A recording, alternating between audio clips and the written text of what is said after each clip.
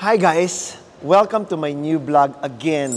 At salamat at magkakasama na naman tayo. Pero guys, meron akong tanong. Did it ever occur to you na sometimes pagka nag-scroll ka sa FB, meron looking for blood donors, looking for ganito kasi may na-aksidente and all. And sometimes, hirap yung mga tao maghanap ng mga blood. Dito sa front row, every year, we make it a point na we give lots and lots and lots of bags. When I say lots, talagang sobrang dami. Like hundreds and hundreds of bags. Sometimes, nag-exceed pa kami sa quota na iniisip natin. Dito, we tie up with Red Cross para magbigay tayo. This is what we call the bloodletting.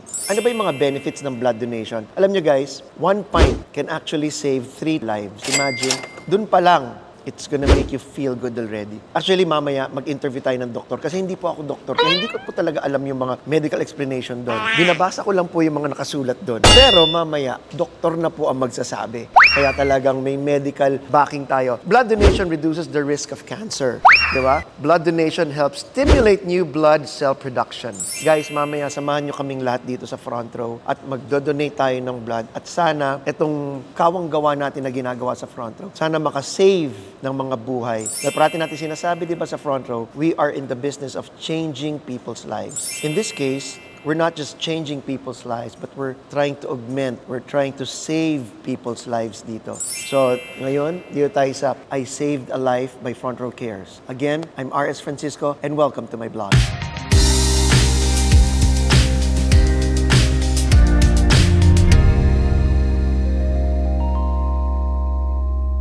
Okay guys, I will walk you through the simple steps kung paano mag-donate ng blood o paano yung bloodletting natin. Okay? So, step 1, registration. Ganun lang naman, kukunin lang naman yung pangalan, kukunin yung address, kukunin yung email address, yung mga normal and basic things like that. Okay? And then after that, tara, let's go. Thank you. Dito na yon. Okay, step 1, registration. Hi, Miss Pham. Dito, magre-register ka lang. Siyempre, ilalagay mo dito yung pangalan, yung address, yung suking tindahan, lahat, yung motto sa buhay. Basta ilalagay mo lahat ng mga questions na itatanong dito. Simple lang to. Guys, hindi to kasing hirap ng exam natin sa chemistry. And then after that, dito na po tayo sa vital signs. Good afternoon. Ano ba yung sabihin ng vital signs? Gaano ka vital ba dapat? Vital signs, pabalik po rin po natin. Kasama po yung body temperature, yung blood pressure po, and pulse rate, ganun po. Para po makikita if okay po yung patient, if papasa po. And may next step naman po tayo. So dun natin malalaman yung blood pressure, kung kinakabahan ba, kung tumaas ba yung presyon, yung temperature, kung may lagnat ba, pati pala yung weight, titingnan. May minimum po, 50 kilos, pero wala naman daw pong maximum. So kahit ano po yung weight natin, wag po kayong mag-alala. Basta at least 50 kilos tayo, pwede tayo mag-donate ng blood. Thank you very much, ma'am. Silip tayo sa kabila. Dito naman po ang blood typing and hemoglobin. Yes.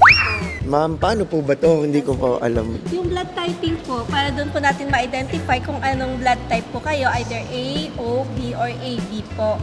So, sa hemoglobin naman, i-check po natin if it is acceptable po yung donors to donate na hindi po siya anemic or kasi hindi po tayo allowed mag-donate pag mababa po yung hemoglobin level niya. So, chine-check po natin yung hemoglobin, the same time po yung blood type niya po before po siya mag-donate. Ang galing ako, never ko nalaman kung ano po yung blood type ko. Pero sabi sa akin, royal blood daw.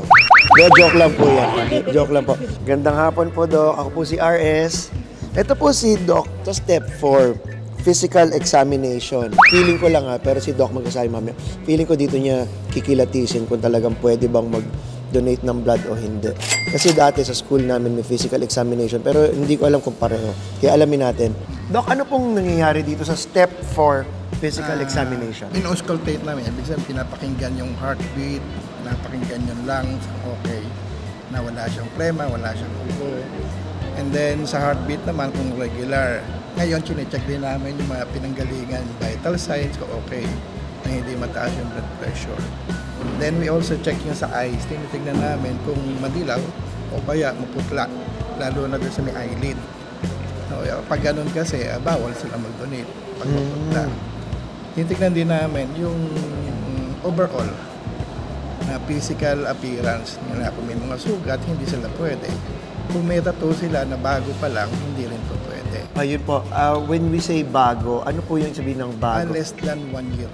Less than 1 year. Pero pag lagpas na ng more isang than, taon, pwede na allow. so tattoo sa katawan. Oo. Paano pag microblade yung kilay? Ganun 1 din. year din, oo. Paano pag lip tint yung Oo, tattoo? 1 year. Ganun din. So kahit ano pa lang, basta meron tayong pinuncture na ano. Oo.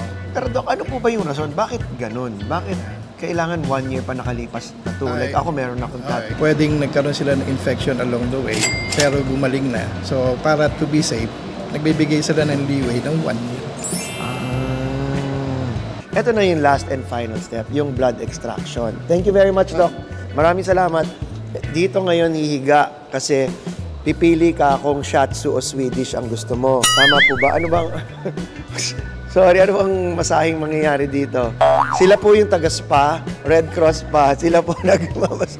Sila po yung mga vampirang sisip-sip ng dugo sa inyo. Pero wag po kayo matakot. Wag kayo matakot sa sinasabi ko dahil parang kagat lang ng bubuyog. Tama po ba?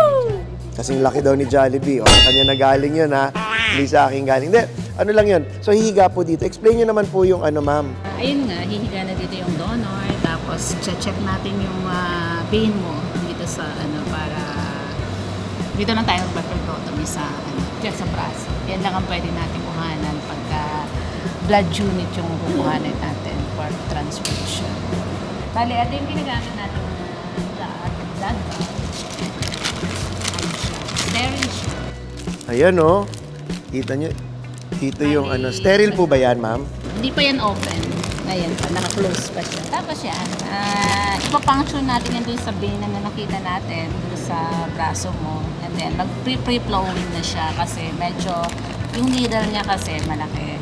So pag ganun, matik na. Yes, free-flowing siya. Kasi kung maliit yan, dun tayo nag-aspirate. Since malaki yung gauge ng needle Apa. niya, free-flowing siya. Opo. Na pagka 450 ml yung kinukuha natin blood.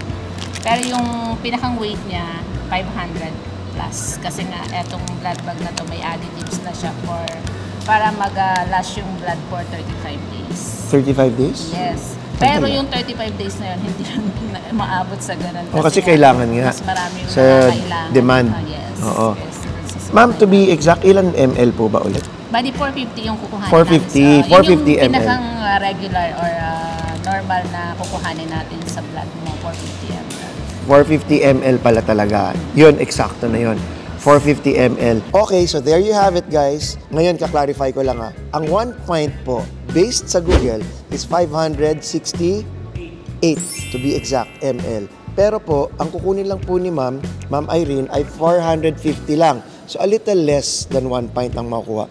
Huwag po kayo mag-alala. Walang-wala po yun. At napaka-healthy pa na mangyayari sa atin. At ang maganda dyan, sa tulong ng mga kaibigan natin sa Philippine Red Cross, makakatligtas tayo ng napakaraming buhay. So, maraming salamat. Mabuhay po tayong lahat. At mabuhay din sana lahat ng mga matulungan natin. O yun, guys, nakita nyo, sobrang daming nag-donate. Sobrang daming nakatulong. Sobrang daming may kusa na tumulong. I saved the life by Philippine Red Cross and Front Row Cares. Ngayon, pupunta naman tayo sa UP kasi magja-judge po tayo sa isang film festival. Kaya samahan nyo naman po ako sa UP Diliman. Mi-meet natin si Direk J. Altarejos, ang organizer ng Alt Our Heroes Film Festival.